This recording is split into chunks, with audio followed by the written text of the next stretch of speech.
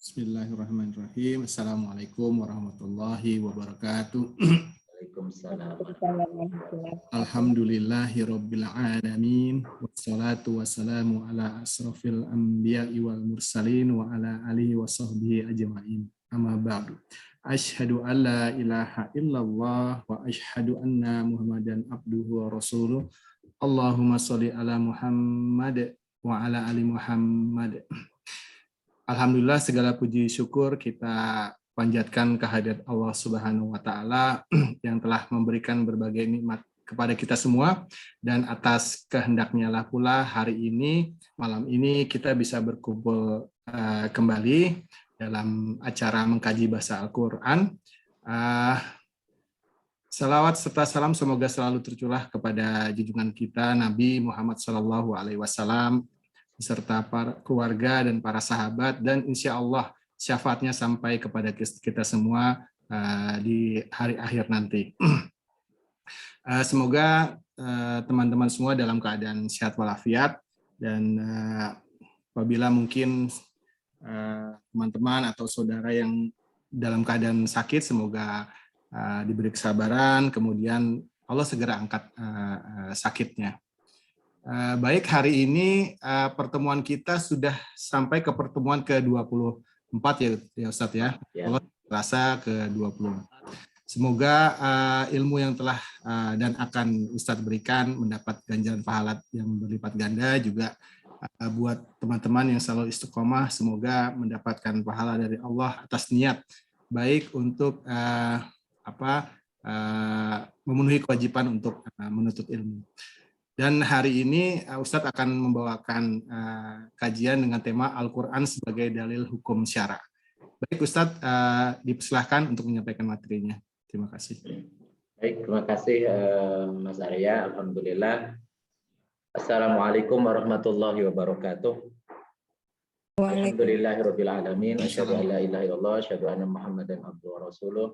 Allahumma shalli ala sayyidina Muhammad wa ala alihi wa sahbihi ajmain.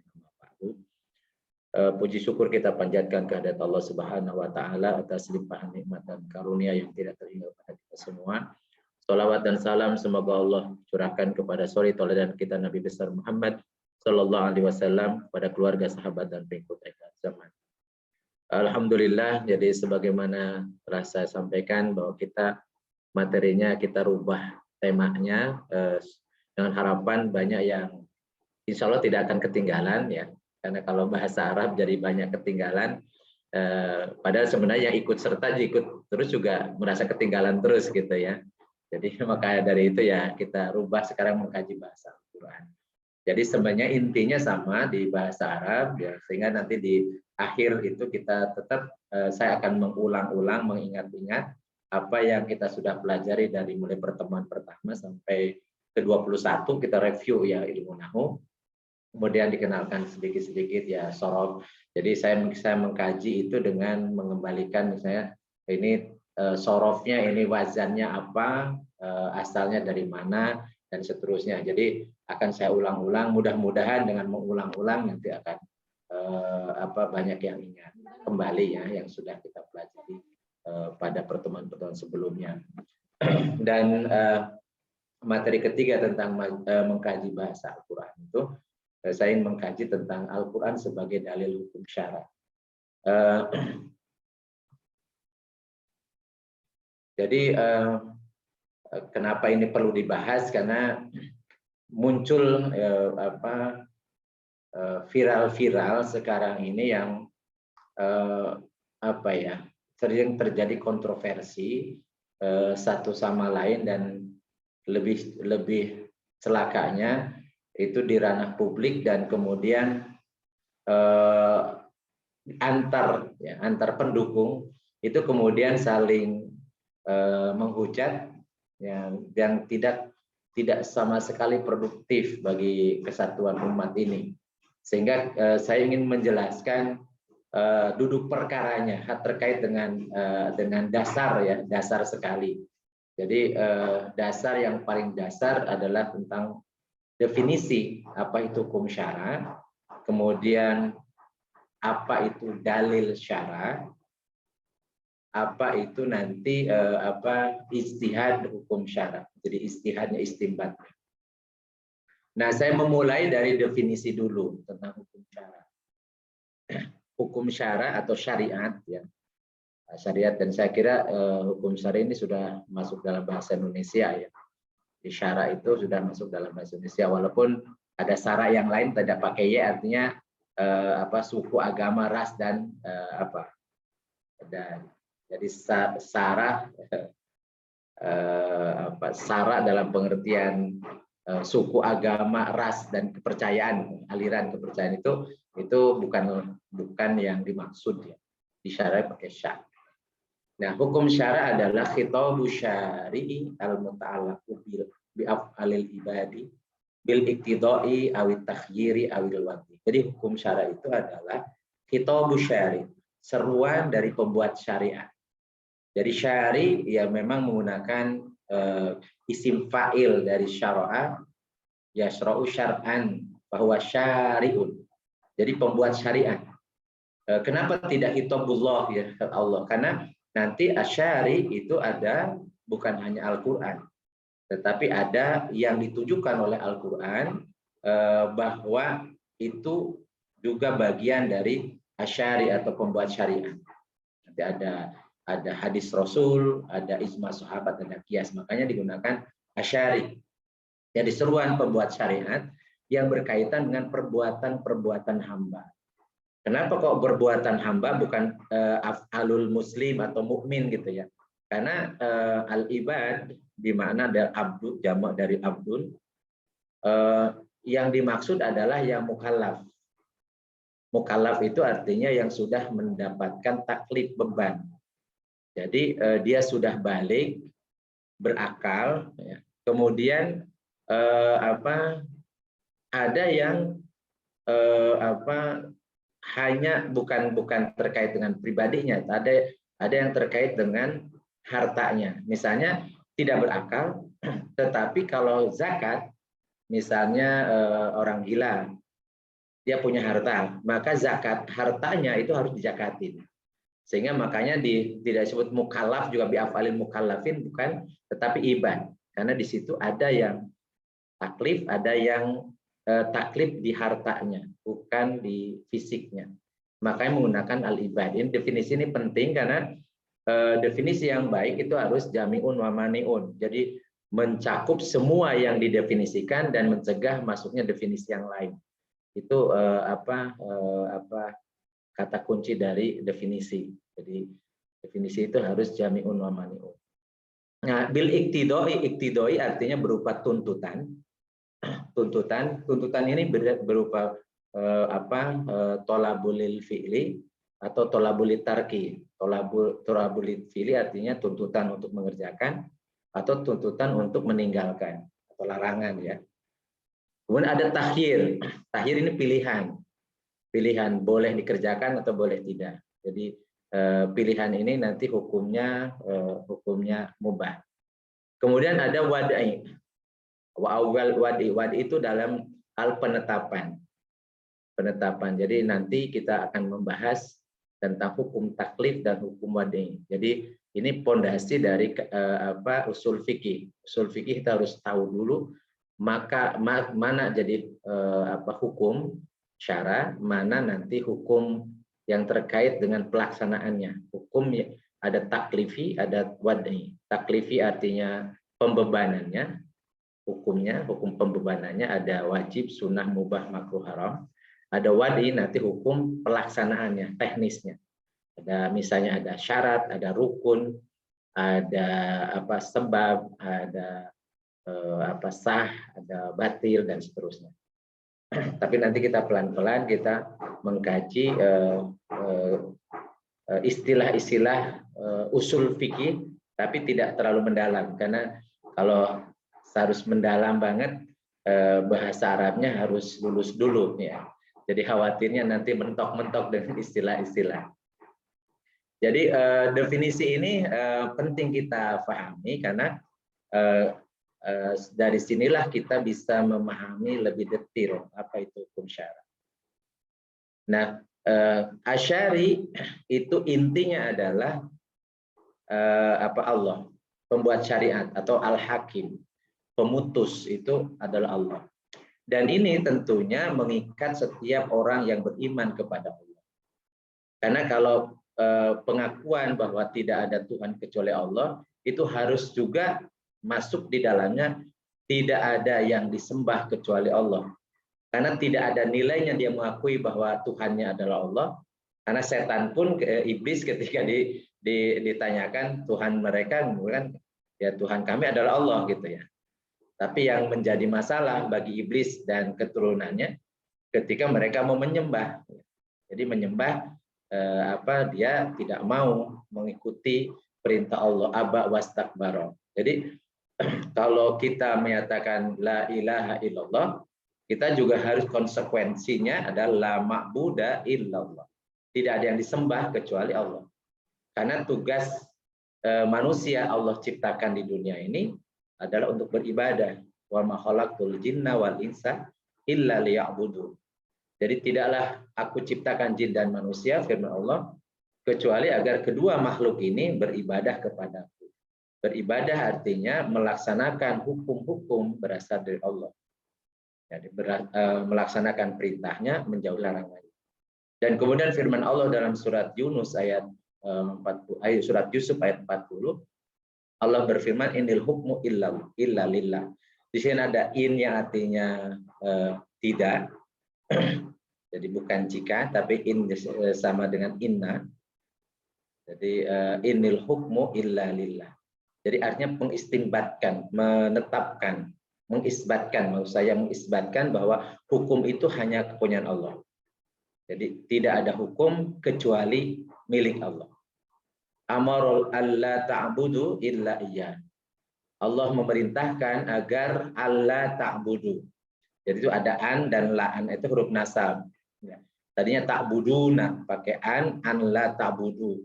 Agar mereka tidak beribadah illa iyyahu, kecuali kepadanya, kepada Allah saja.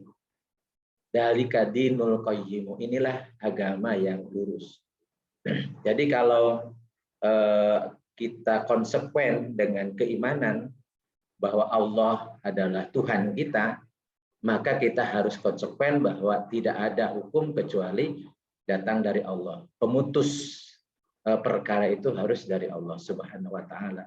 Karena memang kita diperintahkan untuk beribadah hanya kepadanya. Jadi menjadikan Tuhan selain Allah disebut musyrik. Nah, menjadikan pengambil hukum selain Allah itu juga musyrik. Tapi musyriknya berbeda. Kalau satu musyriknya ada yang mempersekutukan Allah dalam ketuhanan, nanti ada musyrik mempersekutukan Allah dalam pengambil keputusan atau mengambil hukum. Dan kalau yang kedua ini berat bahasanya, makanya yang paling tidak disukai oleh pengambil hukum atau pembuat hukum adalah ketika Allah sebagai al-hakim. Jadi bahkan kemudian banyak menyatakan bahwa ayat-ayat konstitusi itu lebih suci daripada ayat-ayat suci dan seterusnya. Karena itu yang dihindari, ya dihindari oleh orang-orang yang sekarang sedang mengambil peran sebagai pembuat hukum. Karena mereka ingin diakui sebagai Muslim, tetapi tidak mau posisinya kemudian terancam, ya. Makanya mereka senantiasa menyatakan tidak ada masalah urusan politik diatur oleh Islam dan seterusnya. Jadi sekulerisme itu bukan tidak menerima Islam secara keseluruhan. Sekuler itu menerima Islam kalau tidak menyinggung-nyinggung masalah sistem. Jadi masalah ibadah mahdoh saja, ya. Jadi hanya ya dia mengakui bahwa Tuhannya adalah Allah. Tapi Robnya, kemudian pengaturnya, yang disembahnya, pembuat hukumnya dan sebagainya itu manusia. Nah, ini Allah sebagai Al-Hakim. Nah, kemudian beranjak dari Allah sebagai Al-Hakim, maka kemudian Allah berfirman. Nah, itu firman Allah itu Al-Qur'an. Dan kita sudah membahas itu apa itu Al-Qur'an. Ya, definisi-definisinya Al-Qur'an. Bahwa Al-Qur'an itu pasti dari Allah saja. Tidak mungkin ada campur tangan dari manusia. Satu ayat pun. Bahkan Al-Quran menantang orang-orang ahli syair bangsa Quraisy untuk membuat semisal Al-Quran. Maka kemudian mereka tidak mampu membuatnya. Makanya Al-Quran adalah mukjizat. Nah, ketika Al-Quran diyakini berasal dari Allah semata, maka semua yang ada dalam Al-Quran itu harus diterima sebagai konsekuensi dari keimanan. Nah, harus diterima dalam pengertian nanti saya jelaskan, ada yang muhkam, ada yang mutasyabih. Nah, baik yang muhkam atau mutasyabih itu harus diyakini berasal dari Allah semua. Dan tidak boleh ada pikiran bahwa sebagaimana orang-orang liberal, ini bahasa Al-Quran itu bahasa Allah. Kemudian diterima oleh Muhammad bahasa manusia. Kemudian Muhammad mengajarkan kepada para sahabat. Nah, kemudian ada distorsi pemahaman gitu ya. Ini yang meragu-ragukan sehingga kesimpulannya tidak ada Al-Quran yang persis seperti yang diinginkan oleh Allah gitu ya. Jadi dan seterusnya. Ini orang-orang yang sengaja memang membuat keraguan pada diri orang-orang yang sudah beriman. Dan bahayanya keraguan-keraguan dalam masalah keimanan ini akan mengakibatkan orang keluar dari Islam tanpa dia sadari. Jadi murtad tanpa dia sadari. Jadi itikadnya ini sangat berbahaya. Dan kita sudah belajar Al-Quran itu pasti dari Allah. Dan apa yang disampaikan oleh Rasulullah itu pun dari Allah. Karena Al-Quran sering menyatakan wa mayantiku anil hawa in huwa illa wahyu yuha. Tidaklah Rasulullah itu berkata-kata, berbuat, bertindak, menyetujui sesuatu kecuali wahyu dari Allah. Maka semua yang disandarkan kepada Rasul itu adalah wahyu dari Allah. Nah, apa yang disandarkan kepada Rasul itu namanya al-hadis atau as-sunnah. Al-hadis atau al-sunnah. Kullun ma sudiro ira Rasulillah sallallahu alaihi wasallam min qaulin aw fi'lin aw takririn. Segala sesuatu yang disandarkan dari Rasul itu baik perbuatan atau ucapan atau perbuatan atau tindakan atau persetujuan. Persetujuan apa yang di hadapan Rasul kemudian Rasulullah menyetujui itu adalah hadis Rasul. Jadi sehingga hadis ini dijamin dari Allah. Karena Al-Quran sendiri memang menyatakan seperti itu. Jadi konsekuensi kita menerima Al-Quran bahwa itu firman Allah, maka semua yang ada dalam Al-Quran itu diterima dari Allah. Sehingga ketika Allah berfirman bahwa Rasulullah tidak berkata-kata, tidak berbuat, tidak menyetujui sesuatu kecuali dari Allah, maka al-hadis atau as-sunnah itu pasti dari Allah juga. Maka itu sumber hukum yang kedua. Nah, kemudian ijma' sahabat. Ijma' sahabat ini adalah kesepakatan para sahabat. Ini sahabat artinya generasi pertama yang hidup beserta Rasul. Maka definisi sahabat itu adalah orang-orang yang semasa hidup dengan Rasul, mengimani Rasulullah. Jadi bukan hanya hidup dengan Rasul, tetapi mengimani Rasulullah. Dan kemudian belajar dengan Rasul minimal 1 tahun, atau ikut berjihad selama minimal 1 kali jihad, bareng dengan Rasul, menyertai Rasul. Itu baru definisikan sahabat. Jadi setiap orang sahabat itu, setiap orang yang beserta Rasul, menyertai Rasul, mengimani Rasulullah, kemudian dia bareng ya ngaji lah kalau sekarang ngaji dengan Rasul minimal 1 tahun atau ikut berjihad minimal 1 kali jihad nemenin Rasul, itu dikatakan sahabat. Nah, semua sahabat itu kemudian bersepakat dalam satu perkara yang diputuskan oleh Khulafaur Rasyidin. Jadi karena sahabat itu batasannya sampai Khulafaur Rasyidin. Setelah khalifah yang terakhir, Khulafaur Rasyidin yang terakhir ya, Ali karamallahu wajah, itu meninggal, kemudian diganti dengan Muawiyah. Itu sudah generasi terakhir dari sisa-sisa sahabat ya. Sisa sahabat. Jadi karena setelah itu kemudian generasi tabi'in.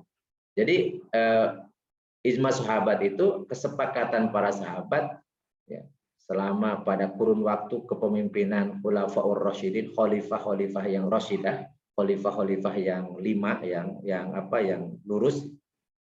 bukan 5-4 ya. Abu Bakar, Umar, Utsman dan Ali yang lurus itu mereka bersepakat atas sesuatu. Tidak ada yang mengingkari, tidak ada yang protes gitu ya. Begitu ditetapkan oleh seorang khalifah, oleh Amirul Mukminin misalnya, kemudian mereka bersepakat ya, dan mereka melihat, mendengar ya. Dan mereka kemudian tidak mengomentari atau sepakat, maka disebut ijma sahabat. Dan ini dijamin dari Rasul, dan kalau dijamin dari Rasul maka dijamin dari Allah. Gitu. Jadi makanya jumlah ijma sahabat itu tidak banyak. Salah satunya adalah mengumpulkan Al-Quran. Itu ijma sahabat. Jadi karena tidak ada perintah dari Rasul juga, tidak ada perintah dari Allah untuk membuat mushaf ya, mengumpulkan. Tapi kesepakatan para sahabat, dan pasti sahabat pernah mendengar Rasulullah bersabda dan untuk ditulis, tapi tidak diriwayatkan sebagaimana hadis. Maka disebut dengan ijma sahabat. Kemudian ada sholat taraweh berjamaah, itu juga ijma sahabat ya. Jadi bukan istihadnya Khalifah Umar bin Khattab, karena tidak ada yang protes pada saat itu. Nah kemudian yang keempat ini kias. Kias ini yang memang seringkali nggak jelas. Jadi kias itu adalah menganalogkan sesuatu yang belum jelas hukumnya kepada sesuatu yang sudah jelas hukumnya. Dan itu harus ada ilatnya, ada indikasi yang mengkaitkan. Misalnya firman Allah, idza qudiyatis shalah, idza nudiya lis shalah min yaumil jum'ah, fas'au ila dzikrillah wa dzarul bai'. Apabila terdengar adzan untuk mengajak sholat Jumat, maka tinggalkan jual beli. Nah, jadi di sana disebutkan jual beli, tapi ada ilatnya. Ilatnya adalah melalaikan sholat. Jadi menjual beli adalah aktivitas yang melalaikan sholat. Maka walaupun bukan jual beli, tapi kalau melalaikan sholat, maka itu hukumnya haram dikerjakan ketika sholat Jumat, yaitu bagi laki-laki yang mukimin, yang sudah akil balik ya, tidak sedang sakit, tidak ada udzur syar'i, kemudian dia misalnya melaksanakan aktivitas memang bukan jual beli sebagaimana dalil itu, tetapi dia misalnya rapat, ya kemudian dia misalnya nyetir mobil dan seterusnya. Jadi maka semua hal yang melalaikan sholat Jumat, pada saat sholat Jumat terdengar suara adzan, maka semuanya haram dilakukan. Jadi bukan jual beli doang, karena di situ ilatnya. Nah itulah analog, itu namanya kias ya. Kiasnya menganalogkan jual beli dengan misalnya dengan rapat dan seterusnya, karena sama-sama melalaikan sholat Jumat. Itu contoh kias. Ini dalil hukum syariah itu yang disepakati masyhur ada 4. Ada Al-Quran, Al-Hadis, ijma sahabat, dan semuanya ini dijamin dari Allah. Dijamin dari Allah. Nah, kita kembali lagi ke Al-Quran sebagai dalil syara, dalil hukum syara, dan itu menempati posisi pertama dalil syara. Nah, ayat-ayat dalam Al-Quran itu ada ayat-ayat muhkamat, ada ayat-ayat mutasyabih. Sebagaimana Allah berfirman dalam surat Ali Imran ya, ayat 7 ya. Jadi ayat-ayat muhkamat yaitu yang ayat yang kandungannya sangat jelas, sehingga hampir-hampir tidak dibutuhkan penjelasan tambahan untuknya. Jadi tidak perlu ijtihad. Jadi ayat-ayat muhkamat itu tidak perlu ijtihad. Ya orang awam pun, ya orang yang bisa baca Al-Quran tuh. Misalnya contoh, misalnya ayat muhkamat, halallahul bai'a wa harrama riba. Allah menghalalkan jual beli dan mengharamkan riba. Itu sudah muhkamat itu. Karena halal kalau jual beli halal, kalau riba itu haram. Nah, cuman mana yang masuk dalam riba? Nah, itu bahasan tentang fakta, bukan bahasan tentang dalil. Dalilnya clear. Kalau termasuk riba ya haram. Atau misalnya hurimat alaikumul maitatu wadam walahmal hinjir misalnya. Diharamkan pada kalian adalah bangkai. Kemudian darah dan daging babi misalnya. Jadi udah diharamkan, udah jelas. Jadi tidak ada makna yang lain karena diharamkan kepada kalian. Dan apa itu bangkai? Nah, penjelasan bangkai itu fakta, penjelasan fakta. Bangkai itu berarti yang tidak disembelih, mati tidak disembelih. Dan ada ayat yang lain yang menjelaskan apa yang termasuk kategori bangkai, yang terjatuh, yang dipukul, yang macam-macam gitu. Kemudian darah dimaksud darah hewan ya, darah itu, dan dikecualikan ada darah yang menggumpal seperti hati misalnya, atau jantung ya, paru, itu boleh gitu. Karena bukan terkategori darah. Kemudian daging babi. Nah, babi itu macam-macam jenisnya. Ya, tapi itu masuk khinzir. Jadi membahasnya tentang fakta, tapi ayatnya sudah jelas diharamkan. Jadi ayat-ayat yang muhkamat ini isinya adalah perintah-perintah dan larangan-larangan, dan itu siapapun bisa. Jadi aneh kalau ada orang kemudian tidak ada perintah sholat 5 waktu di dalam Al-Quran, ini kan aneh. Jadi orang awam pun udah paham gitu. Aqimus sholat itu di ayat-ayat pertama, yukimuna sholat, aqimus sholat itu macam-macam. Udah waktu anak SD pun dengan rukun Islam ada 5, udah disebutkan ya dalam hadis-hadis Rasulullah. Jadi kemudian Rasulullah melaksanakan, dan di dalam Al-Quran itu diungkap banyak di ayat yang menjelaskan kewajiban melaksanakan sholat. Nah, cuman bagaimana pelaksanaannya itu dalam hadis Rasul. Gitu. Ya, memang tidak rinci dalam Al-Quran, tapi dijelaskan dalam apa yang dilakukan oleh Rasulullah. Rasulullah melaksanakan sholat di hadapan para sahabat mengikuti. Jadi ayat-ayat muhkamat itu sebenarnya kita bisa mengambil hukum sendiri karena langsung ada di Al-Quran. Jadi tidak perlu ditafsir atau tidak membutuhkan penafsiran atau tambahan-tambahan penafsiran. Kemudian sebaliknya ada ayat mutasyabihat. Nah, ayat mutasyabihat ini ayat-ayat mengandung beberapa pengertian. Jadi misalnya ayat yang mengandung pengertian aulamastumun nisa, ya di dalam tentang yang membatalkan wudhu ya. Jadi aulamastumun nisa atau lamasa itu pengertiannya bisa masas tumbiliat atau jamak tum, bisa menyentuh dengan tangan atau bisa bersetubuh. Sehingga kata lamastum an-nisa ini itu multi tafsir, bisa beda pengertiannya. Itu namanya mutasyabihat. Kemudian ada yang samar artinya, karena tidak terjangkau faktanya. Cerita-cerita dalam Al-Quran tentang yang gaib, ya. Yang gaib tentang kejadian, yang hari kiamat, tentang surga, tentang neraka dan sebagainya. Misalnya tajri min tahtial anhar, tajri min tahtial mengalir di bawah sungai-sungai. Nah, sungai kayak apa macam-macam ya. Wallahu alam bimuradi gitu ya. Ya kita hanya bisa membaca apa yang ada di situ konteksnya. Tapi faktanya seperti apa ya sudah diserahkan kepada Allah. Masuk misalnya min qurrata ayunin jazaa'an bimakan yaksibun ya, atau yaf'alun. Jadi min qurrata ayun yang sedap dipandang mata, yang sering ditafsirkannya bidadari-bidadari, sehingga seakan-akan bidadari itu nanti akan pasangannya yang laki-laki, yang perempuan nggak dapat bidadari gitu, atau bikin tafsir macam-macam gitu. Padahal ya qurrata ayun ya nggak tahu, pokoknya yang sedap dipandang mata, pasangan-pasangan nanti yang indah, baik waktu di dunianya laki-laki atau perempuan, semua yang mendapatkan balasan di surga akan berpasangan, dipasangkan dengan min qurrata ayun. Ya kita pahami semua seperti itu. Bagaimana wajahnya dan seterusnya ya itu masih sama. Itu mutasyabihat.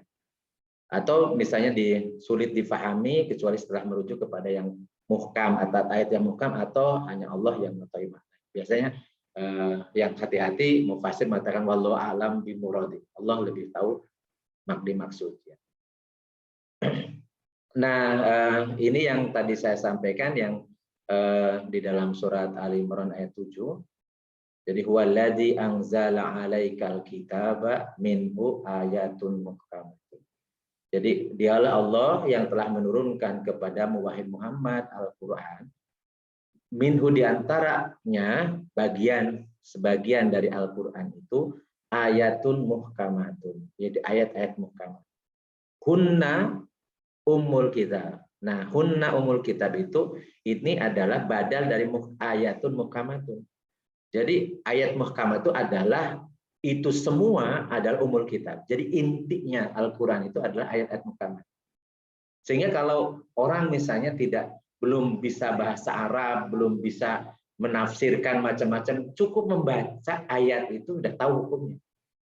Jadi umul kitab itu inti-inti ya, atau induknya Al-Quran. Itu adalah hukum-hukum. Jadi karena Al-Quran sebagai hudan, lil muttaqin sebagai petunjuk, jadi hukumnya ada jelas. Karena di dalamnya sebagian lagi nanti ada yang kisah-kisah.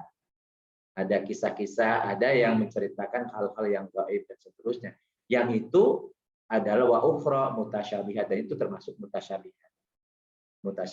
Jadi tentang kisah-kisah para nabi terdahulu bagi kita ini masih gaib karena nggak tahu. Kita hanya bisa membaca, memahami dari Al-Qur'an. Bentuknya seperti apa ya, misalnya kisah Nabi Nuh ya, membuat kapalnya sebesar apa, kemudian ya sudah, kita hanya memahami apa yang disampaikan dalam Al-Qur'an. Kita tidak mengandai-andai macam-macam gitu ya. Merekayasa lebih dari apa yang mampu kita pahami dari ayat-ayat itu. Karena itu termasuk yang mutasyabihat, karena gaib bagi kita. Bagi kita, atau misalnya tentang kisah Nabi Adam. Nabi Adam diturunkan dari surga. Nah, bagaimana di surganya? Makan buah huldi itu kayak apa? Macam-macam. Itu hanya kita ya sami'na wa ata'na dengan apa yang Allah beritakan melalui Al-Qur'an. Tidak usah kemudian kita menafsirkan ini, karena tidak dijangkau oleh akal kita. Jadi faktanya tidak terjangkau oleh akal kita. Nah, beda dengan misalnya yang dulu mungkin mutasyabihat zaman hidup Rasul karena faktanya belum diketemu, tentang bumi bulat gitu. Jadi bumi bulat itu fakta. Jadi bukan karena informasi dari NASA kemudian kita ini. Jadi karena sesuai ilmu pengetahuan real bumi itu bulat. Ya, sehingga terjadi siang dan malam dan sebagainya. Sehingga yang seperti itu bukan mutasyabihat lagi karena sesuatu yang bisa dijangkau oleh akal manusia. Ya, sehingga ini dikatakan ya yang clear, yang jelas. Jadi, nah ayat selanjutnya ini bagaimana tipe manusia yang memahami tentang ayat mutasyabihat. Jadi ada yang pertama, orang yang hatinya tidak mengerti kebenaran, disebut dengan fa'amal ladzina fi qulubihim zaigun. Fi qulubihim zaigun. Jadi di hatinya itu ada ada penyesatan. Makanya kita mohon kepada Allah, Rabbana la tuzigh qulubana. La tuzigh qulubana, jangan engkau sesatkan kami. Ba'da id hadaitana, setelah engkau beri hidayah kami gitu kan. Karena jangan sampai hati kita ada zaigun. Ada zaigun. Maka kita mohon kepada Allah agar kita ini tidak diselewengkan, tidak sesat setelah Allah berikan hidayah kepada kita. Jadi tetap kita istiqomah atau mustaqim. Jadi kita minta ihdinas siratal mustaqim gitu ya. Karena kalau ada zaigun, ada penyimpangan dalam hati, kecenderungan itu, maka dia fayattabi'una ma tasyabihi. Jadi dia akan mengikuti apa yang mutasyabi ini. Nah, mutasyabi ini ibtigo al fitnah. Jadi dia ngikuti hawa nafsu sebenarnya. Karena ini mutasyabihat, nggak clear, nah maka kemudian dia ikutilah keinginan hawa nafsunya dengan membuat fitnah. Dan kemudian mencari-cari takwil. Padahal wamat ya'lamu ta'wilahu illallah. Nah, di sini ada perbedaan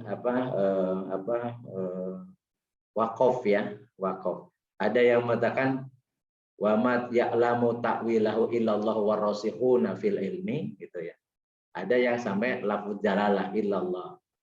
Jadi warasikhuna fil ilmi itu sebagai mubtada lagi, kalimat baru lagi. Dan itu yang lebih lebih kuat ya. Menurut penilaian saya lebih kuat gitu ya. Jadi ya karena lebih masyhur ya, termasuk mazhab Syafi'i memotongnya illallah di situ. Jadi tidaklah mengetahui takwilnya selain Allah. Dan sedangkan orang-orang yang rasikhuna fil ilmi, yang rasikh, yang dalam pengertiannya, dalam ilmunya, maka dia yaquluna amanna bihi. Kami beriman yang tasyabuh atau yang ayat-ayat mutasyabihat ini juga dari Allah. Ya, aman nabihi, kullum min indi rabbina, itu semuanya dari Tuhan kami. Jadi mereka akan berusaha untuk memahami, mencari pengertian yang benar ya dari ayat itu, dan bila mereka belum mengetahui atau tidak sanggup mengetahuinya, maka mereka akan berserah diri kepada Allah dan mohon petunjuknya dari Allah. Jadi makanya mereka mengatakan wallahu a'lamu bimuradi atau wallahu a'lamu bisawab.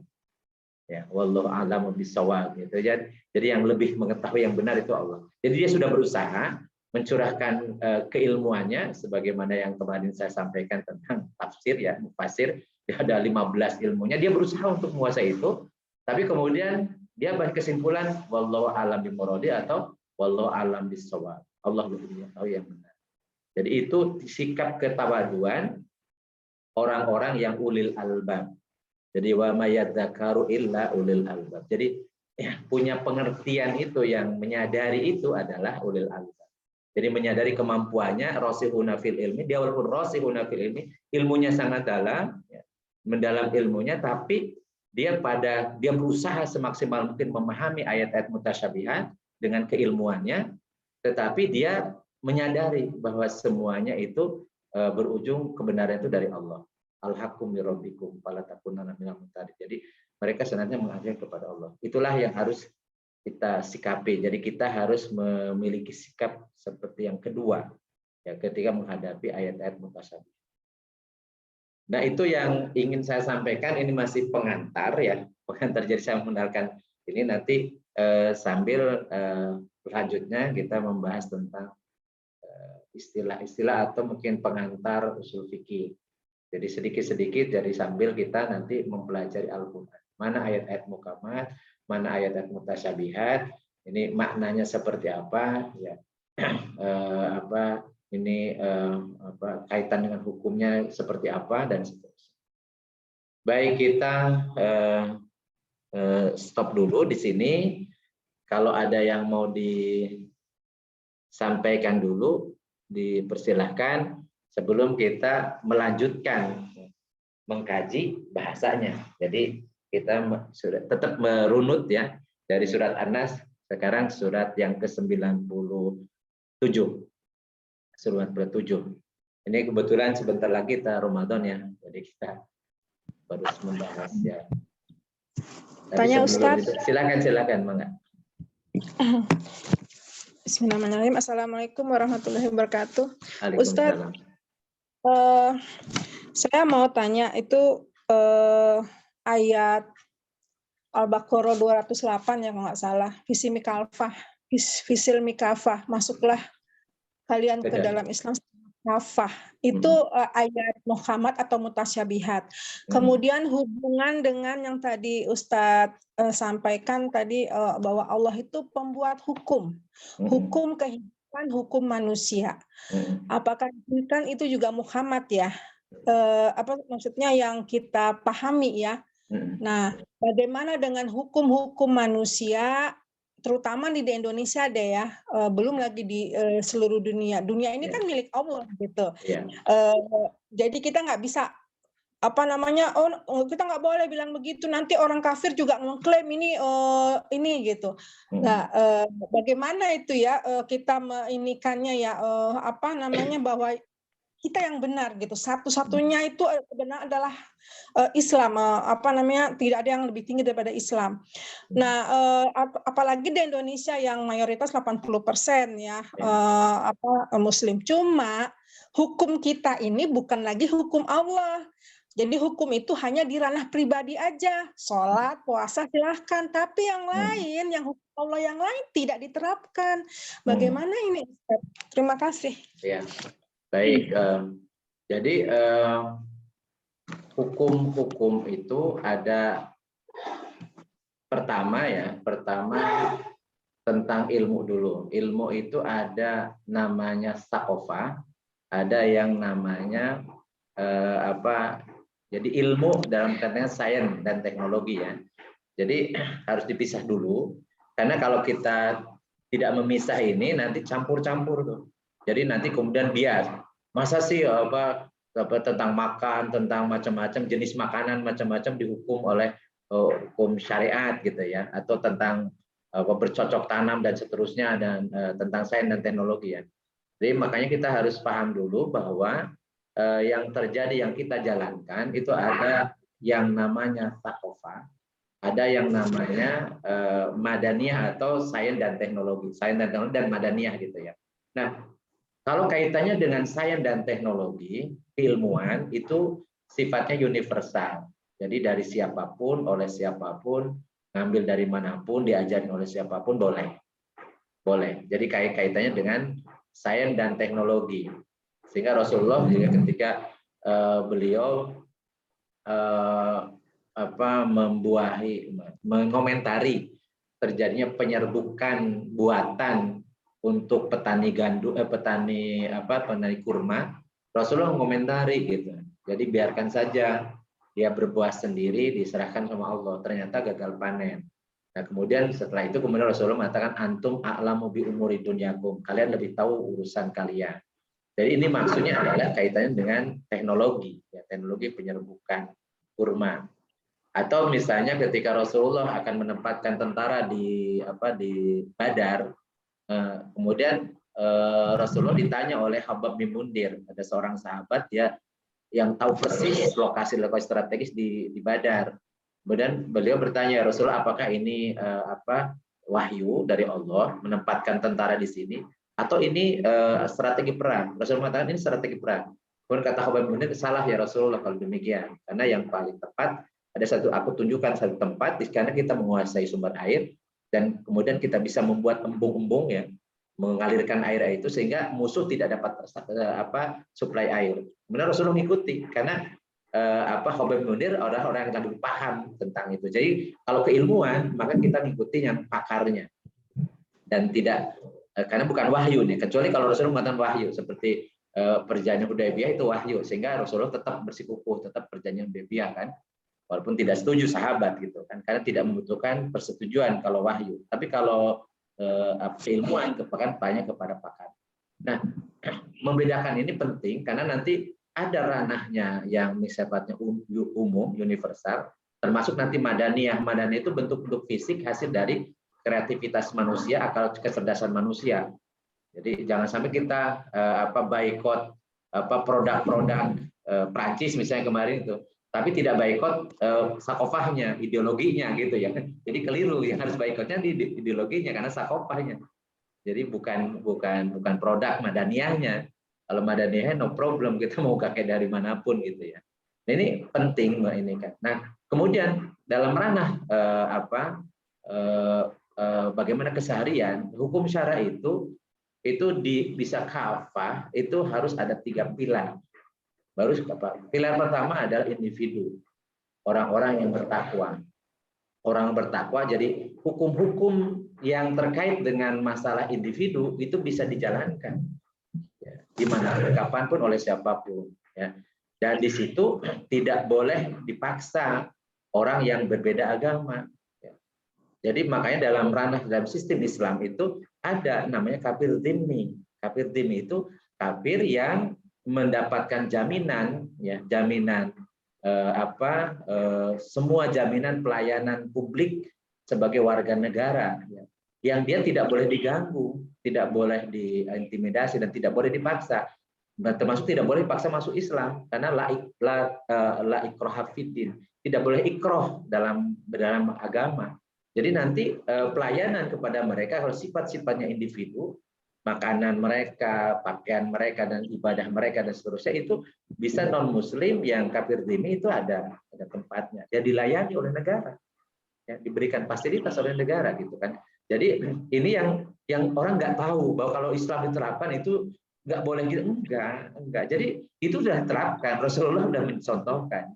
Jadi kekhalifahannya Khulafaur Rasyidin telah mencontohkan, bahkan khilafah yang sudahnya sampai terakhir Utsman ya, itu juga menjalankannya itu. Jadi ini yang kaitannya dengan individu. Jadi baik non muslim ataupun muslim itu yang individu ya terkait dengan keimanan masing-masing, ketakwaan individu.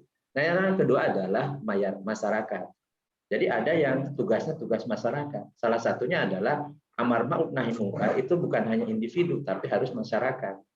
Jadi masyarakat itu kata Rasulullah seperti penumpang kapal. Ada yang tinggal ya di dek atas, ada yang di dek bawah. Nah, orang-orang yang dek bawah kalau mau ngambil air itu harus lewat ke dek yang di atas. Kemudian ada yang ngomong, bagaimana kalau kita bolongin saja dari bawah sehingga kita tidak mengganggu yang di atas.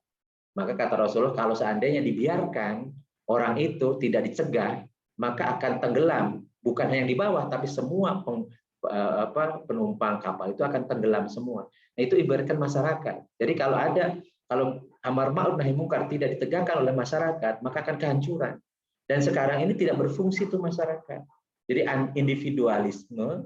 Jadi kalau ataupun yang soleh itu ya sudah, yang penting saya, keluarga saya, ya, yang lain mah biarin aja. Maka tunggulah kerusakan itu. Jadi sekarang ini di hadapan kita banyak ya. Kenapa? Karena sudah tidak ada kepedulian sosial. Makanya penting bagaimana masyarakat dalam Islam itu melihat kemungkaran itu tidak boleh diam. Dia akan sampaikan itu. Nah, kemudian yang terakhir dengan negara.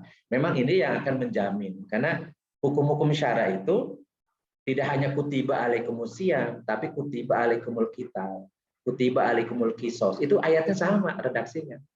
Kutiba alaikumus syiyam divindu, puasa bisa. Tapi kutiba alaikumul qital nggak bisa. Dan nggak bisa masyarakat juga. Kelompok masyarakat nggak bisa, harus negara. Kutiba alaikumul qisas juga sama. Tidak bisa menghukum orang, misalnya hukum yang membunuh, hukuman mati misalnya. Hukuman bunuh lagi, qisas misalnya. Nggak bisa. Kalau tidak ada negara yang menerapkannya. Jadi karena seperti sekarang ini, kita ini pada posisi tadi baru individu. Tetapi terus gimana dong, kan kita tidak bisa gitu, tidak bisa mengendalikan untuk pilar yang ketiga dan itu paling utama sebenarnya yang bisa mengayomi. Ya, pilar pertama pun harus diayomi atau pilar kedua harus diayomi oleh negara. Bagaimana ya, kita berusaha untuk amar ma'ruf nahi munkar kepada penguasa. Ya. Jadi hanya bisa itu, dan sehingga kewajiban kita berdakwah menyampaikan bahwa harus melaksanakan hukum Allah dan sebagainya itu melekat pada kita semua, setiap muslim. Jadi tanggung jawab kita semua. Makanya firman Allah, wal takum minkum ummatun yad'una ilal khair wa ya'muruna bil ma'ruf wa yanhauna 'anil munkar, itu berlaku untuk kita semua. Harus ada sekelompok jamaah yang menyeru kepada Islam, al khair gimana Islam, amar ma'ruf nahi munkar, ya.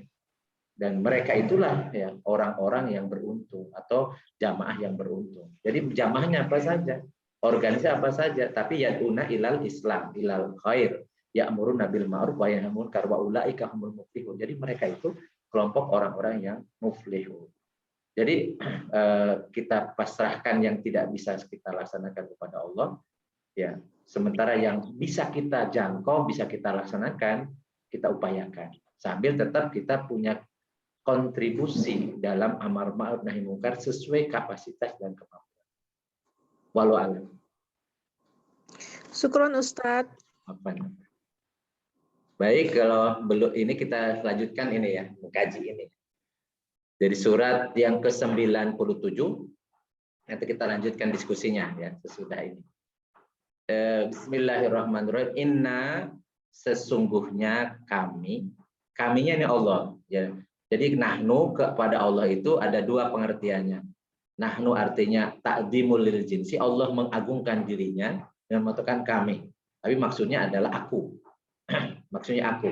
Seperti misalnya assalamualaikum, tujuannya untuk menghormati orang lawan bicara kita. Walaupun artinya kalian, padahal bisa jadi harusnya assalamualaiki karena yang dihadapin perempuan. Atau satu orang assalamualaikum, tapi kita menggunakan assalamualaikum. Mau laki-laki, mau perempuan, mau satu orang, mau banyakan, itu menggunakan assalamualaikum. Di sana untuk takdim, untuk pengagungan. Jadi Allah menggunakan nahnu untuk manusia. Yang kedua, nahnu artinya Allah beserta para manusia. Jadi dua-duanya kita pahami ya. Jadi inna, sesungguhnya kami Allah, anzalna, kami telah menurunkan. Ya, kami telah menurunkan, fiilnya fiil madhi, ya anzalna. Fa'ilnya nahnu, kami Allah. Hu-nya, nah ini hu-nya kemana gitu ya? Hu. Makanya di sini yang dimaksud karena kemudian Lailatul Qadar kemudian diperkuat dengan hadis-hadis Rasul ya tentang Lailatul Qadar, maka hu di situ artinya Al-Qur'an. Jadi sesungguhnya kami telah menurunkannya, nya Al-Qur'an. Fi lailatil qadri, pada fi-nya huruf jar, lailati isim majrur ya, ada fi ya, mudhof, al qadari, qadri itu mudhof ilaih, majrur tanda jarnya kasroh, pada malam al qadar. Nah, malam al qadar ini kemudian ini termasuk yang mutasabihat. Qadar itu apa? Malam kemuliaan, ada karena multitafsir itu, atau ketentuan dan seterusnya gitu. Tetapi para mufasir mereka beranjak dengan ilmunya. Ya, ingat ya, ada 16 atau 15 cabang ilmu yang dikuasai oleh para mufasir. Jadi kan kita ambil sajalah penafsiran dari siapa. Jadi biasanya yang masyhur Lailatul Qadar artinya malam kemuliaan. Wama adroka, maknya istifham, nanya apakah, dan apakah adroka, tahukah gitu ya, tahukah engkau, ma adroka, apakah engkau mengetahui, ma apa itu Lailatul Qadar, apa itu Lailatul Qadar gitu. Apakah engkau mengetahui wahai Muhammad apa itu Lailatul Qadar. Jadi ini cara mengajar ya. Jadi diajarin mengajar yang efektif itu nanya dulu. Nah, pas kalau dia nggak bisa, kemudian dijelaskan. Jadi itu lebih memberikan perhatian. Jadi tidak langsung ngasih ujian, langsung ngasih informasi, tapi tidak memberikan penegasan dulu. Jadi cara Allah mengajarkan kepada Rasulullah itu dengan bertanya dulu wama adroka. Dan itu banyak ayat-ayat mengatakan wama adroka. Apakah engkau tahu ma Lailatul Qadar? Apa itu Lailatul Qadar atau malam kemuliaan? Jadi adroka fi'il madhi kaknya Rasul ya. Ma apakah Lailatul Qadar itu maknya mubtada, Lailatul Qadar khabar mubtada, al-qadari mudhaf ilaih yang majrur dan kasrah. Jadi al-qadari ya. Tapi yang satu Lailatul Qadar, yang satu Lailatul Qadar, jangan keliru. Ini suka ada yang imami, ada yang salah. Inna anzalnahu fi Lailatul Qadri wa ma adraka ma Lailatul Qadri gitu. Jadi kasroh lagi gitu. Padahal yang pertama itu kasroh lailati karena pada fi huruf jar, fi Lailatul Qadri ya. Sedangkan ini ma Lailatul Qadar. Jadi maknya mubtada. Lailatul Qadri khobar mubtada. Makanya marfu tanda rafanya dhamma. Al-Qadrinya itu kasroh karena mudhof ilaih jadi sama. Yang ayat pertama ayat kedua sama Qadri karena mudhof ilaih sama-sama mudhof ilaih majrur tanda jarnya kasroh. Nah, kemudian ayat 3 itu diawali dengan mubtadanya Lailatul Qadri. Jadi penjelasan Lailatul Qadri. Itu mubtada, Lailatul mubtada marfu tanda rafanya dhamma, Al-Qadri mudhof ilaih lagi ya, mudhof ilaih majrur tanda jarnya kasroh. Khairun min alfi syahrin. Nah, khairun min alfi syahrin ini khobarnya. Khairun khobar marfu tanda rafanya dhamma. Min alfi syahrin. Ya, khairun lebih baik ya. Min dari alfi syahrin 1000 bulan. 1000 bulan. Jadi 1000 bulan itu sama dengan berapa tuh? 88 tahun ya. 1000 bulan. Nah, itu ada asbabun nuzulnya ya. Ada asbabun nuzulnya kenapa 1000 bulan gitu. Jadi ada komparasi, yang macam-macam tuh di tafsir hadisnya banyak ya tentang bagaimana kok jadi 1000 bulan gitu, hitungannya seperti apa. Tanazzalul malaikatu. Nah, tanazzalu ini fiil mudhore tanazzalu. Jadi artinya turunnya itu berurutan, jadi tidak satu brok gitu ya. Jadi tanazzal, makanya ada istilah tanazul ya, tanazul. Kalau kita beribadah haji, nanti kalau yang menelusuri jejak Rasul, jadi dari Mekah kemudian menuju Arafahnya itu melalui Mina dulu, kemudian Muzdalifah kemudian ke Arafah, nanti balik lagi ya, itu namanya tanazul. Jadi mengiring-iringi ya, iring-iringan lah ya, gitu berurutan. Jadi turunnya berurutan tuh. Tanazzalul malaikat itu turunnya tidak bareng gitu ya. Dari berturut. Jadi saking banyaknya kita nggak tahu. Itu masuk mutasyabihat ya. Malaikat itu jumlahnya berapa hanya Allah yang tahu.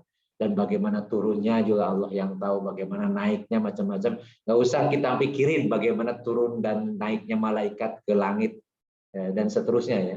Jadi ya seperti itulah pokoknya malaikat turun gitu ya pada malam itu. Waruh, nah ruh di situ artinya Jibril. Jadi para malaikat Jibril. Kenapa? Jibril kok dipisahkan dan disebutnya ruh. Nah, orang Nasrani sebutnya Ruhul Kudus ya. Pada itu maksudnya Jibril ya, yang membawa wahyu kepada Isa alaihissalam. Jadi karena jadi di antara malaikat yang paling mulia di antara mereka adalah yang menurunkan Al-Quran, yaitu Jibril. Dan manusia yang paling mulia di antara manusia yang ada, dan juga di antara utusan-utusan yang paling mulia adalah yang menyampaikan Al-Quran, yaitu Rasulullah SAW. Kemudian berikutnya umat Nabi Muhammad SAW yang mulia, yang paling mulia adalah yang belajar dan mengajarkan Al-Quran. Jadi makanya berbahagialah, beruntunglah orang yang bisa menyempatkan diri belajar Al-Quran dan mengajarkan kembali, atau mengamalkan dan mengajarkan kembali, minimal mengajarkan kembali kepada anak kita, kepada cucu kita, kepada istri kita, atau orang tua kita, dan seterusnya. Karena ini jaminan, ya, khairukum man ta'allamal Qur'ana wa 'allamahu, sebaik-baik kalian adalah yang mengajarkan, yang belajar Al-Quran dan mengajarkan kembali. Jadi tadi malaikat pun yang paling mulia adalah yang menurunkan Al-Quran, yaitu Jibril, disebut Ar-Ruh. Kemudian manusia yang paling mulia adalah Nabi Muhammad yang membawa Al-Quran, yang mengajarkan Al-Quran. Dan antara umatnya yang paling mulia adalah yang belajar Al-Quran dan mengajarkan kembali. Maka kita berusaha untuk terus mempelajari Al-Quran. Jangan pernah bosan. Ya harus istiqomah sampai akhir hayat kita. Jadi pada malam itu, fiha pada malam itu. Jadi turun berurut-urut, ya, berturut-turut para malaikat dan Jibril pada malam itu. Bi'idni rabbihim, dengan izin dari Tuhan mereka. Izin dari Allah. Bi huruf jar, idninya isim majrur, rabbihim, rabbi itu mudhof ilaihi. Bihim. Min kulli amrin. Nah ini min huruf jar. Kulli isim majrur, amrin. Nah amrinnya pakai tanwin. Jadi urusan apa? Apa saja gitu. Jadi para malaikat yang banyak dan Jibril itu dengan izin Tuhan mereka itu mengurusi semua jenis urusan. Walau urusan apa? Nah, ini yang mutasyabihat juga. Jadi nggak usah dipaksakan kita tafsirkan. Jadi semua urusan diurus oleh para malaikat. Makanya ada tanda-tanda kalau malam Lailatul Qadar, katanya angin juga sepoi-sepoi, udara macam-macam, ya walau alam. Apakah itu tanda-tanda alam atau yang lain? Yang jelas kalau di Bogor susah kalau pas malam itu pas hujan terus, ya musim hujan, jadi nggak ada tenang-tenangnya udara, jadi nggak ada Lailatul Qadar, ya nggak, tetap aja ada Lailatul Qadar. Ya. Salamun itu mubtada, ya pakai tanwin, keselamatannya apa saja, pakai tanwin, ya nakiroh, selamatan apa saja. Iya, ya pada malam itu, hatta sampai matla'il fajr. Jadi hatta ini di sini fungsinya sebagai huruf jar. Matla'i isim majrur, ya, al fajri mudhof ilaih. Jadi matla'i mudhof, al majri mudhof ilaih. Nah, jadi ini Lailatul Qadar, itu dalam hadis-hadis sebutkan 10 hari terakhir. Ada lebih spesifik lagi ganjil, ya, malam ganjil. Cuman ganjil itu kalau beda awal Ramadannya ini jadi masalah. Kata Mas Arya, misalnya awal mulainya, ya. Jadi ganjil misalnya kata kata siapa ini, ada teman-teman, ya siapa saja lah, si fulan misalnya, oh ini genap gitu, karena mulainya hari berikutnya gitu, ya. Nah ini jadi juga bisa perdebatan, ya. Kenapa? Karena ya, kita nanti belajar tentang sebab diwajibkannya puasa Ramadan adalah ru'yatul hilal, terlihatnya hilal. Jadi kalau belum terlihat hilal nggak boleh puasa Ramadan, maksudnya wajib. Makanya di Rasulullah melarang puasa ngawal gitu, ya. Kecuali yang biasa puasa Senin Kemis, puasa sunnah, atau yang puasa wajib misalnya qadha belum selesai, itu boleh, ya. Boleh. Jadi tanggal 29, tanggal 28, 29, ya, itu masih boleh gitu. Tapi kalau ini saya mau supaya ini sebagai ancang-ancang gitu, atau misalnya pemanasan, jadi belum kelihatan hilal dia sudah niat puasa misalnya, itu nggak boleh. Ya, kenapa? Karena belum ada sebab wajibnya puasa Ramadan. Jadi sebab wajibnya puasa Ramadan itu ru'yatul hilal. Dan hilal itu dilihat pada sore hari, ya, hari ke-29, ya, bulan Rajab, ya. Bulan Rajab. Jadi kalau 29, jadi nggak mungkin tanggal 30 udah paling kelihatan kan. Jadi tanggal 29, makanya kalau kelihatan berarti tanggal tanggal 1 besoknya. Jadi sehingga bulan Rajabnya hanya 29. Demikian pula akhir Ramadan. Jadi tanggal 1 Syawal itu ya masuknya saat Syawal itu kalau ru'yatul hilal itu tanggal 29 Ramadan. Jadi kalau sudah tanggal 30 ya nggak usah dilihat lagi. Karena tidak ada tanggal lebih dari 30. Tapi kalau 29 sangat mungkin atau bahkan kebanyakan zaman hidup Rasul juga 29 hari gitu. Jadi ini nanti kita bahas tentang tentang hukum-hukum wad'i namanya, ada sebab, ada syarat, ada rukun dan seterusnya. Baik, itu yang kaitan dengan Al-Qur'an ya. Kita menerapkan kaidah-kaidah bahasa Arab ya. Minimal jar majrur udah mulai tahu, mudhof ilaih. Kita kenalkan fi'il madhi dan seterusnya. Kita lanjutkan diskusinya kalau masih ini karena Ustadz Daniel sudah siap. Udah pakai peci hitam, jadi silahkan ya kalau ada yang mau disampaikan. Ada Mas Dodi juga. Saya Ustadz. Ya. Saya mau pamit ini. Sekarang sebenarnya saya lagi karantina nih Ustadz. Oh gitu. Jadi insya Allah besok berangkat umroh. Oh alhamdulillahirabbil alamin. Iya. Titip doa dong. Iya. Doa. Jadi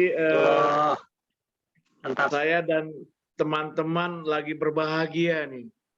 Mungkin menjadi jamaah pertama di Indonesia yang kebetulan yang akan mengalami Arab Saudi pertama kali nih tanpa karantina, kemudian Nabawi, Masjidil Haram dibuka bebas, dan semua stikernya dicopot, ya kami bisa sholat seperti normal. Jadi saya pamit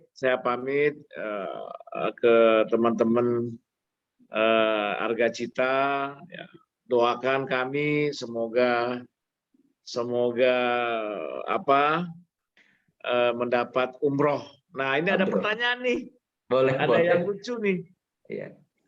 Saya dibikinkan karena ini lewat rombongan kantor, dibikinkan spanduk umroh yang makbul. Nah, saya berpikir ini makbul apa mabrur gitu. Iya. Ya, ini menarik sih ya dalam hal. Dan saya kan hanya bisa googling gitu ya. Nah, googling katanya makbul itu artinya semoga menjadi jamaah yang setelah pulang doanya dikabulkan. Tapi kok saya jarang mendengar makbul menjadi umroh yang makbul. Ada juga dibilang umroh yang makbur dan makbul gitu loh, dibikin dan gitu loh. Nah, coba ini dibahas dalam konteks kita sedang berbahasa Arab gitu ya.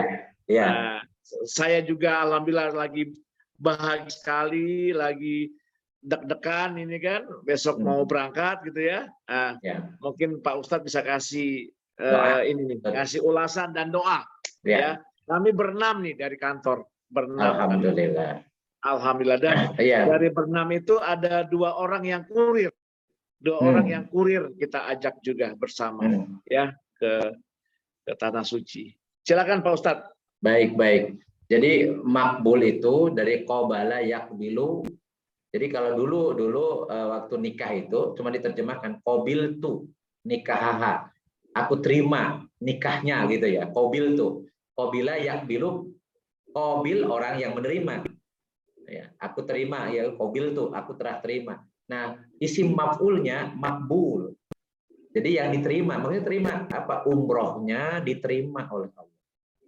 Diterima oleh Allah, umrohnya diterima oleh Allah. Gitu. Maka gimana caranya ya supaya diterima? Maka pertama luruskan niat dulu. Jadi memang hanya semata-mata mau ibadah, bukan mau jalan-jalan, bukan mau belanja. Kalau sambilan belanja nanti nggak apa-apa lah gitu ya. Tapi teman-teman nggak usah nitip nitip oleh-oleh. Jadi memberatkan, nanti jadi beban bagi yang jamaah ya. Pokoknya luruskan niat lillahi ta'ala, kemudian dalam pelaksanaannya itu ada syarat, ada rukun. Jadi karena umroh itu kan hanya di Mekah. Jadi di Madinah itu tidak ada aktivitas yang terkait dengan umroh. Jadi begitu sampai ke Madinah, ke Mekah, jadi nanti biasanya dari Madinah dulu ya, dari Madinah dulu, kemudian karena beda dengan haji. Kalau haji ada yang dari gelombang pertama, gelombang kedua gitu ya. Gelombang pertama biasanya yang langsung ke Mekah, kemudian gelombang kedua yang ke Madinah dulu. Ya. Nah, kalau umroh biasanya ke Madinah dulu, baru kemudian ke Mekah. Nah, ketika ke Mekah nanti mulai namanya niat ya, niat di mikot.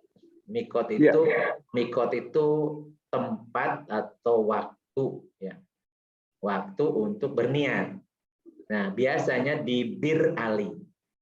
Ya, Bir Ali itu sumur ya, dulunya sumur Ali karamallahu wajhah. Jadi ada sumber air itu yang miliknya Ali karamallahu wajhah di situ.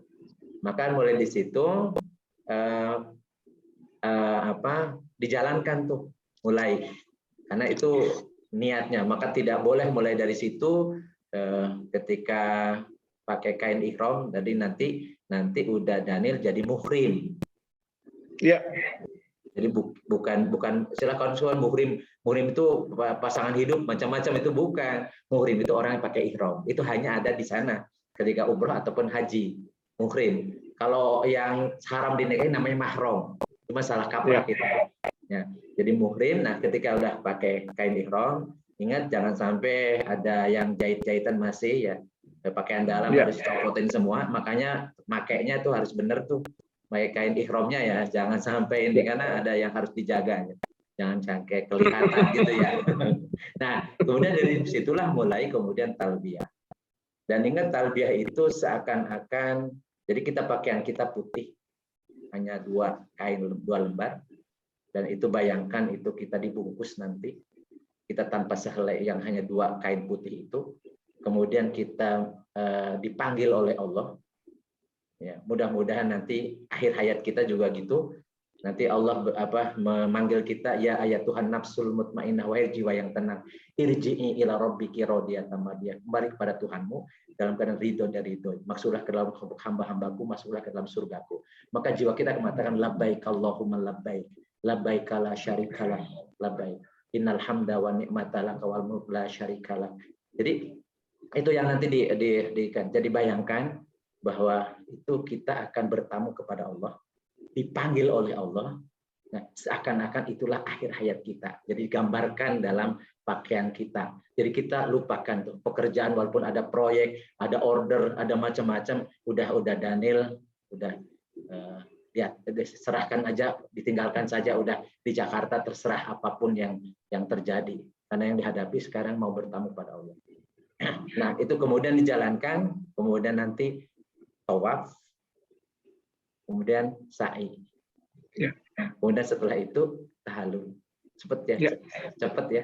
Jadi itulah umroh. Umroh itu sangat singkat ya, sangat singkat. Dan alhamdulillah saya dulu sama kakak saya sama keluarga ada 9 orang, itu tanggal 1 Maret 2020 kita meninggalkan Madinah, meninggalkan Mekah. Jadi tanggal 1 Maret 2020, setelah itu plus. Itu sudah plus sebenarnya tanggal 27 Februari 2020 itu sudah plus. Jadi kita ini di Jeddah sudah nggak ada pendatang lagi, kita lagi pulang. Jadi ini terakhir. Nah, sekarang mengawali udah Daniel ya. Jadi suruh dulu menghari sebelum close ya. 2020 kami sekeluarga 29 orang. Jadi ya mudah-mudahan tadi Allah menerima ibadah itu. Kalau tadi niatnya ikhlas karena Allah, kemudian betul-betul syarat rukunnya, wajibnya itu dipenuhi. Ingat ketika sudah muhrim, sudah pakaikan ihram, tidak boleh rofas, tidak boleh ngomong jorok-jorok ya. Kemudian tidak boleh bertengkar, tidak boleh berdebat. Ya kalau bisa yang grup selaweh itu juga ya di close lah. Di close, jadi nanti mengikuti perkembangan politik kini ya ada mau tidak mau berkomentar macam-macam nggak usah lah ya. Jadi betul tadi pamit aja udah lupakan aja lah masalah gitu ya. Supaya tidak terpancing-pancing lah. Nanti kalau sudah tidak pakai kain ihram lagi bolehlah buka-buka itu silahkan ya. Sudah di hotel sudah ini boleh lah. Gitu ya. Itu makbul namanya, diterima oleh Allah. Nah, mabrur itu hanya bagus, baik. Mabrur itu yang baik. Mudah-mudahan umroh yang baik. Sebenarnya mabrur dan makbul yaitu itu juga. Jadi sama dengan haji, karena kata Rasulullah al-hajjul mabruru laisa lahul jazaa'u illal jannah. Haji yang mabrur itu tidak ada lagi imbalannya pahalanya selain surga. Selain surga. Jadi ya haji dan umroh tentunya ya. Haji dan umroh itu tidak ada lagi balasnya selain surga. Kemudian para sahabat bertanya, wa mabirruhu ya Rasulullah, apa tanda mabrurnya Rasulullah? Kata Rasulullah, layyinul kalam wa it'amut ta'am. Jadi orang yang tanda haji mabrur atau yang umrohnya mabrur itu layyinul kalam. Jadi kata-katanya itu menyejukkan. Kata-katanya itu tidak menyakitkan orang. Kata-katanya itu bijak. Kata-katanya itu menenangkan orang, membuat itu adem. Jadi tidak provokatif, ya provokatif. Jadi tidak mengadu domba, tidak memfitnah, tidak bikin hoax macam-macam. Itu layyinul kalam. Jadi lembut perkataannya. Itu haji mabrur. Kemudian apalagi wa it'amut ta'am, senang memberi makan, senang memberi makan. Bisa memberi sumber makan, maksudnya cari lapangan pekerjaan, atau it'amut ta'am memberi makan. Jadi dermawan lah intinya. Jadi kalau misalnya haji tapi mohon maaf misalnya pelitnya luar biasa, terus kata-katanya juga menyakitin, sombongnya luar biasa, ya dan kemana-mana coba bawa titel hajinya, titel umrohnya macam-macam, jadi mengumumkan di hadapan orang ya mohon maaf mungkin itu ya mabur lah, bukan mabrur. Jadi haji mabur gitu ya, jadi tanpa rok ya. Jadi nggak beres. Itu jadi kita doakan insya Allah. Jadi kita juga didoakan ini karena insya Allah orang-orang yang sedang haji di sana ada tempat yang mustajab. Mustajab itu yang diijabah. Ya, jadi banyak di situ tempat-tempat yang mustajab. Termasuk nanti udah banyak di Masjid Nabawi. Ya, ada raudhah. Nah, raudhah ini sekarang pakai disekat-sekat. Jadi tidak kayak dulu. Dulu itu dibuka pagi-pagi geruduk gitu ya. Jadi pokoknya kacau balau ya dulu ya. Tapi kalau sekarang itu di kayak rombongan-rombongan. Jadi sudah ini kasih sekat gitu, kemudian sudah masuk sholat, sudah cukup, nanti disuruh keluar, ganti lagi rombongan kedua terus gitu. Sehingga insya Allah dapat asal sabar. Sabar itu di raudhahnya. Ya, sampaikan salam kami kepada baginda Rasulullah sallallahu alaihi wasallam. Ya, nanti udah bisa nyampaikan di situ assalamualaikum ya Rasulullah, jadi langsung di hadapan makam Rasulullah. Kita Sallallahu Nabi sallallahu alaihi wasallam. Oke, ya nanti kita doakan terakhir pamitnya ya sampai selesai, bukan pamit sekarang. Ya, jadi sampai selesai. Ya, ada lagi boleh. Ya, yang lain didoakan juga deh mau umroh. Ya, insya Allah. Didoakan semuanya. Teman-teman Arga Cita bisa umroh juga, bisa haji. Ini kayaknya Ustadz Sam ini kayak pembimbing nih kayaknya. Kok kata-katanya kayak pembimbing umroh saya nih kayaknya. Ya, mirip plek ya. Maka tadi Om Jody bilang tuh kalau perlu teman-teman kita diberi rezeki, kesempatan, kekuatan, bisa berangkat umroh bersama, nanti yang bimbing Ustaz Sam ya. Begitu ya Om Jody ya. Insya Allah. Amin. Emang udah jadi pembimbing dari dulu. Oh alah, berarti DC yang Cooper nih ya. Waduh, Masya Allah. Mohon maaf nih, Berarti Daniel yang Cooper nih. Enggak apa-apa. Jadi ya gini, jadi ada kisah saya itu dulu tahun 2002. Jadi sepulang dari Jepang saya itu kemudian bayarin rumah, kemudian jadi banyak apa ya nikmat yang Allah berikan tanpa saya duga-duga. Jadi saya biasa tuh memberangkatkan haji gitu ya, doain gitu. Tapi kemudian ada yang celoteh jamaah, aduh ustadznya belum berangkat haji, jadi nggak serap lah gitu ya kalau ngedoain macam, karena nggak bisa bayangkan apa-apa gitu kan. Terus ada yang pulang haji, kemudian manggil saya, Ustadz, tahun depan Ustadz berangkat haji. Jadi tahun 2001 itu ya. Nah, 2002 saya berangkat haji sendirian kebetulan. Dulu masih tahun 2022 kan. 2002 itu jadi 20 tahun yang lalu. 20 tahun yang lalu. Jadi masih keker nih. Masih 33 tahun kan. Masih gagah banget gitu ya. Nah, terus saya kemudian di TV ada tadi jamaah yang titip kakaknya. Nah, kemudian kakaknya sakit di sana. Nah, terus dilalahnya, jadi ketua rombongan itu bawa istri. Nah, istrinya sakit. Jadi kemudian masrahin ke saya, rombongan 40 orang itu, dia bilang, Ustadz, saya titip jamaah saya, tolong dibimbing. Waduh, saya bilang, saya niatnya jadi jamaah, kok jadi kayak pembimbing ketua rombongan gitu ya. Waduh, akhirnya saya, ya bismillah aja kan. Alhamdulillah itu. Jadi saya bawa ke Jabal Nur tuh, karena saya udah janji dulu ke Jabal Nur, tapi ketua rombongannya sekarang nggak bisa. Hanya, saya nganterin gitu ya. Sampai saya marahin ada bapak-bapak karena sholat di Jabal Nur tuh, di puncak gunung itu, puncak bukit itu, di atas batu dia mau sholat tuh. Saya marahin bapak, saya bilang, bapak kalau mau bunuh diri jangan di sini dong. Ya, nggak ada syariat suruh sholat di atas bukit di sini, nggak ada. Sholat menanti di masjid Haram tuh. Nah, dia ketakutan, dia cerita ke istrinya, aduh saya lihat Pak Sam kayak mau nerekam saya gitu, kayak apa. Padahal saya tuh karena khawatir tuh titipin orang tua udah 70 tahun kayaknya. Waduh, saya bilang kalau sholat di sini terpleset di Jabal Nur jatuh gimana gitu. Jadi banyak hal-hal yang kejadiannya. Kalau umroh kemarin memang alhamdulillah Allah memberikan rezeki. Kita bareng-bareng sama kakak saya, ini ada kakak saya di sini juga. Ustadz Firmanullah Firdaus itu ada ikut setiap malam Sekemis, ikut Ustadz Firman ini kakak ipar saya. Jadi ya, insya Allah nanti kalau misalnya mau berangkat umroh ya, kakak saya itu ya dulu niatnya tiap tahun. Insya Allah lah, mudah-mudahan kita doakan semua kita nanti bisa bareng-bareng. Insya Allah juga nanti yang belum haji ya, karena memang ada sensasi lain, jadi walaupun sudah umroh, haji itu beda sendiri, karena nanti ada di Arafah, karena inti haji itu di Arafah. Dan insya Allah keadaan ini terus begini ya, semakin banyak orang yang umroh dan haji juga tahun ini insya Allah berjalan normal kembali. Insya Allah ada. Mestinya. Kalau mau haji bisa, udah kan? Ya. Kalau mau haji ada 20 lagi nih, yang Furoda. Nah, kepengen banget. Insya Allah kita berdoa nanti di sana. Allah kasih rezeki biar bisa Furoda. Ya, insya Allah. Jadi Furoda itu dapat sendiri. Kuota itu 50, tinggal ada sekitar 20-an lagi.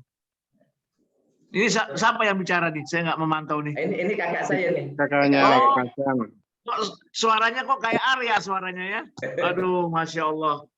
Namanya Pak Firman di Cilegon. Ya nanti kita kontak-kontak, kontak ya. Sekarang ini udah senang sekali. Iya. Oke. Baik, ada lagi yang mau disampaikan? Ini sudah belum ini masih ada waktu.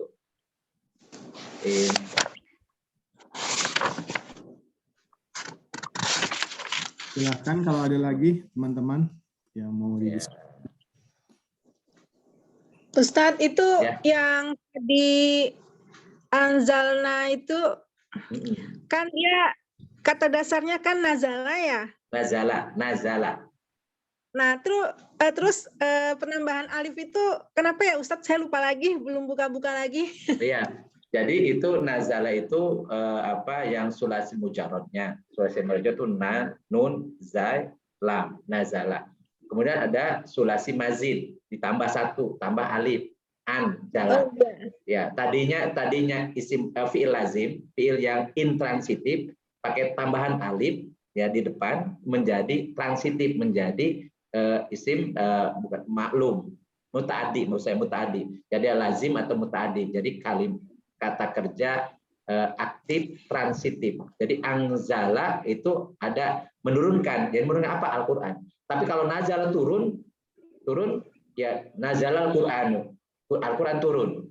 Tapi anzala itu anzalna, makanya ada failnya. Kami, Allah, kami telah menurunkan hu-nya Al-Qur'an.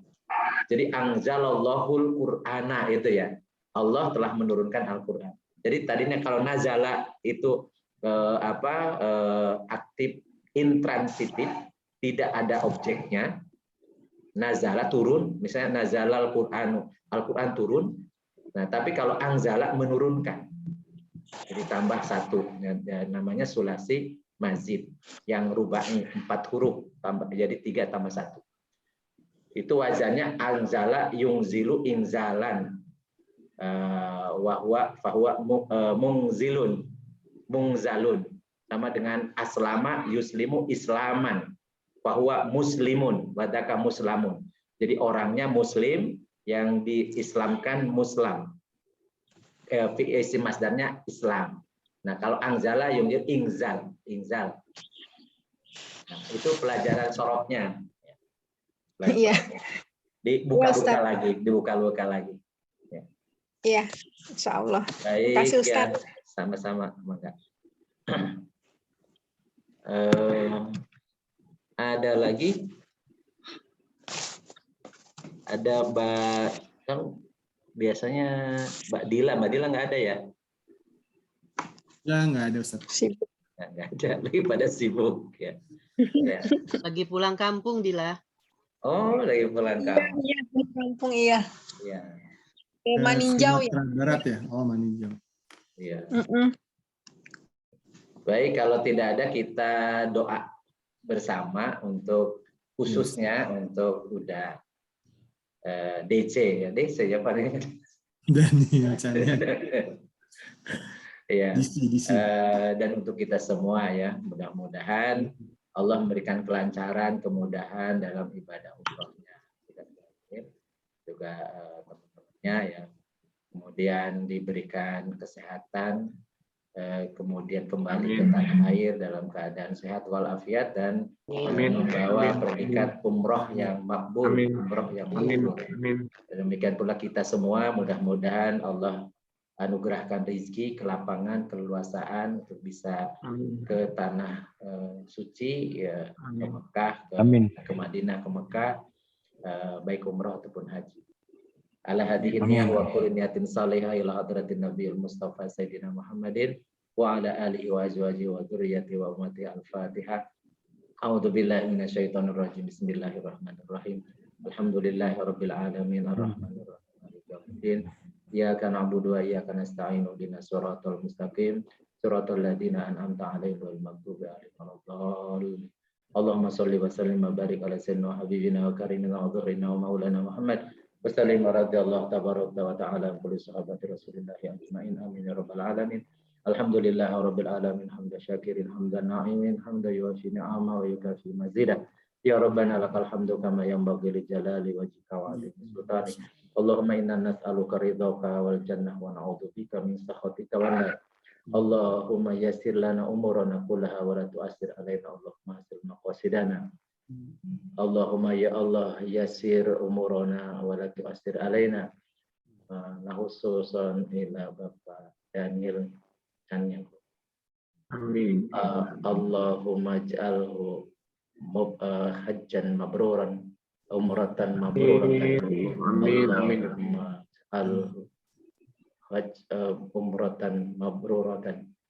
Allahumma yassir umurahu wa la tu'assir umurahu. Allahumma yassir umurahu wa la tu'assir alaihi.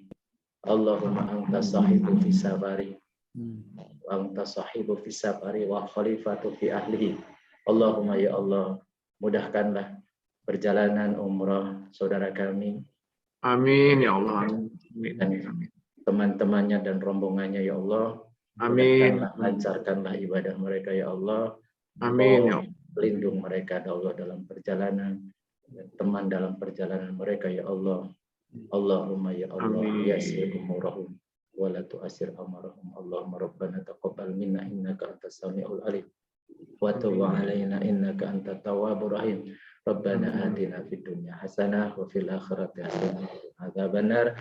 Wassallallahu ala sayyidina Muhammadin wa ala alihi wa sahbihi wa barik wasallim. Subhanakallahumma bihamdika asyhadu an la ilaha illa anta astaghfiruka wa atubu ilaik. Subhana rabbika rabbil izzati amma yasifun wa salamun ala mursalin walhamdulillahi rabbil alamin. Al-Fatihah. A'udzu billahi minasyaitonir rajim. Bismillahirrahmanirrahim. Auzubillahi Bismillahirrahmanirrahim. Rahmanirrahim. Maliki yaumiddin. Iyyaka na'budu wa iyyaka nasta'in. Ihdinas siratal mustaqim. Siratal ladzina an'amta 'alaihim ghairil maghdubi 'alaihim waladdallin. Amin ya rabbal alamin. Alhamdulillahirabbil alamin. Insyaallah minggu depan jadi udah ini izin ya. Ya. Izin. Jadi cuma berapa 7 hari ya? Ini agak lucu. Jadi kan kami kan harusnya kan karantina 5 hari. Tapi karena dibatalkan, karantinanya tidak ditiadakan, kan schedule pesawat sudah ada. Jadi rezekinya kami 5 hari itu dikonversi, Ustadz, dikonversi kami ke Madinah. Tadinya cuma 2 hari di Madinah, 2 hari 1 malam.